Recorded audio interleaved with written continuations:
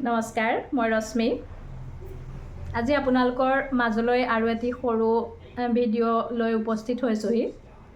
অসমৰ নদ নদীসমূহক লৈ এটি সৰু ভিডিঅ'। আমাৰ অসমৰ নদীসমূহৰ ভিতৰত ব্ৰহ্মপুত্ৰ আৰু বৰাক নদী সকলোতকৈ সৰ্বশ্ৰেষ্ঠ। অসমৰ জলসম্পদ আৰু অৰ্থনৈতিক দিশটোতো গুৰুত্বপূৰ্ণ অৱদান আগবঢ়াই আহিছে। নদী আমাৰ জনজীৱনৰ প্ৰাণ। ইয়াৰ উপৰিও সোৱণশিৰি, ধনশিৰি, জাঁজি, কামেং ইত্যাদি নদীসমূহ আমাৰ অসমত পোৱা যায়। আজি মই এই নদীসমূহৰ উপনদীসমূহক আপোনালোকৰ আগত দাঙি ধৰিম। আশা কৰোঁ আপোনালোকে ভিডিঅ'টো চাই ভাল পাব। আহকচোন আমি তথ্যসমূহ আগতে চাই লওঁ। ইয়াত আপোনালোকে নদী, দৈৰ্ঘ্য, জিলা, উপনদী, উৎপত্তিস্থল, মোহনা সকলোখিনি দেখিবলৈ পাব। অন্যান্য নদীসমূহ সম্পূৰ্ণ তথ্য দিয়া আছে।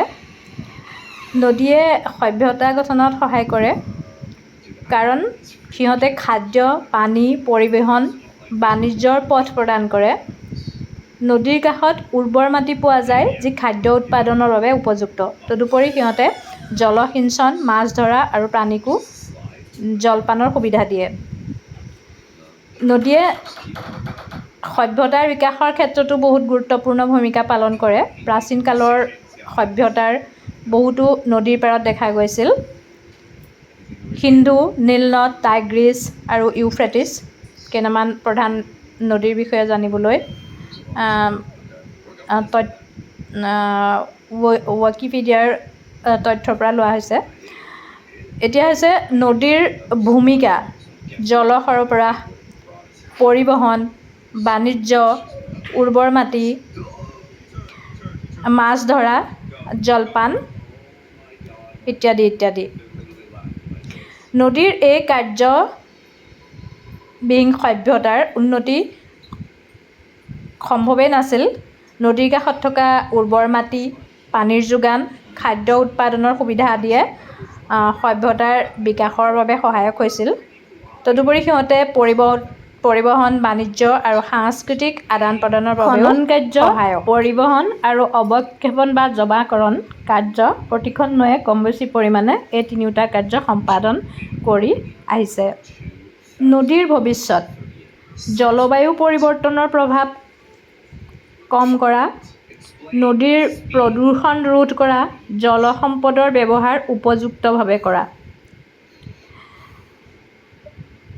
গ্ৰীণহাউছ গেছৰ নিৰ্গমন কম কৰি জলবায়ু পৰিৱৰ্তনৰ প্ৰভাৱ কম কৰিব পাৰি। ইয়াৰ বাবে ব্যক্তিগতভাৱেও কাম কৰিব পাৰি, যেনে শক্তিৰ ব্যৱহাৰ কম কৰা, যাতায়াতৰ বাবে বেছি পৰিমাণে চাবি ব্যৱহাৰ কৰা, শিল্প উদ্যোগ আৰু কৃষি কামৰ পৰা হোৱা প্ৰদূষণ ৰোধ কৰিব পাৰি। জল সম্পদৰ ব্যৱহাৰৰ বাবে এক সঠিক নীতিৰ প্ৰয়োজন।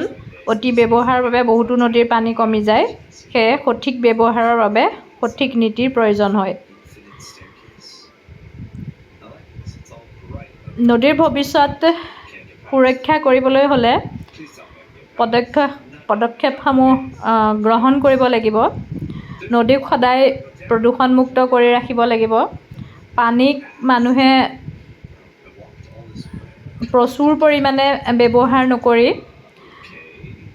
প্ৰয়োজন অনুসৰি ব্যৱহাৰ কৰিলে নদীৰ ভৱিষ্যত নিশ্চিতভাৱে সুৰক্ষিত হ'ব। ভিডিঅ'টো মই বহুত দীঘলীয়া নকৰোঁ। ইমানখিনি তথ্যকে আপোনালোকৰ মাজলৈ আগবঢ়ালোঁ। যিহেতু সৰু ভিডিঅ' এটাত সম্পূৰ্ণ তথ্য দিব পৰাটো ইমান সম্ভৱ নহয়। এনেও মানুহে ভিডিঅ'বিলাক চাবলৈ মনেই নকৰে। সেয়েহে মই এনেদৰে আপোনালোকৰ আগত ভিডিঅ'টো প্ৰস্তুত কৰি উলিয়ালোঁ আৰু আপোনালোকৰ মাজলৈ আগবঢ়াই দিলোঁ। ভুল হ'লে মোৰ ভুলসমূহ ক্ষমা কৰি দিব। জনাজনে মোৰ ভুলখিনি শুদ্ধ কৰি দিব বুলি আশা ৰাখিলোঁ। এতিয়ালৈ আহোঁ। নমস্কাৰ।